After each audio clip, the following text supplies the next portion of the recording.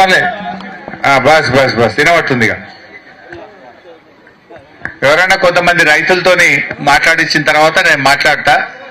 ఇప్పుడు ఎందుకంటే రుణమాఫీ అయిపోయిందని కాంగ్రెస్ వాళ్ళు చెప్తుండ్రు, రేవంత్ రెడ్డి చెప్తుండ్రు. నిజంగా నేను ఇవాళ ఏం చెప్పినా కానోళ్ళనే రమ్మన్నా. ఇవాళ నంగనూరు మండలంలో రుణమాఫీ కానోళ్లే ధర్నాకు రాండ్రి అన్న. మీరంతా కానోళ్ళేనా? ఇక కానోళ్ళంతా చైలావట్రు చూస్తా ఎంతమందికి కాలేదు. కెమెరాలో చూపిరు పోయి మా కానోళ్ళందరూ ఎంతమంది చైలావట్టిరో చూడురిగా. ఆ రేవంత్ రెడ్డి కండ్లుంటే చెవులుంటే ఇది చూసి మరి అందరికి వెంటనే రుణమాఫీ చేయాలని రేవంత్ రెడ్డి గారు నేను డిమాండ్ చేస్తా ఉన్నా. అంటే అన్ని మాటలు కోతలు తప్ప చేతలు లేవు. ఇంతమంది ఒక్క నంగునూరు మండలంలో ఒక్క పిలిపిస్తే ఎవరికి వాళ్ళు బండి మీద వచ్చారు. ఆటో పెట్టలే, ఎవరికింత ఛాయ్ కొట్టు కూడా పోయలే.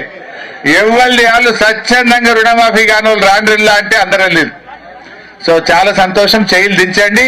తప్పకుండా మీ అందరికి మాఫీ చేయించేదాకా నేను నిద్రపోను, రేవంత్ రెడ్డి నిద్రపోనియా.